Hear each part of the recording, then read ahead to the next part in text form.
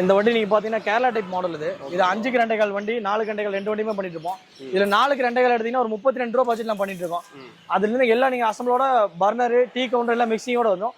Live counter இதெல்லாம் showcase அசம்பிளோட வந்துடும். உங்களுக்கு பயங்கர யூனிக்கா இருக்கும். போன டைம் பழைய வீடியோ போட்டிருந்தோம், 25 ரூபா ஸ்டால் போட்டிருந்தோம், 32 ரூபா போட்டிருக்கோம். டோர் அசம்பிள் வேணும்னா உங்களுக்கு 2000 காசு தனியா வரும் அசம்பிளுக்கு. அதுல தள்ளு வண்டி செட்டப் எல்லாத்துமே யூனிக்கா இருக்கும்னா அதுல இந்த மாடல்.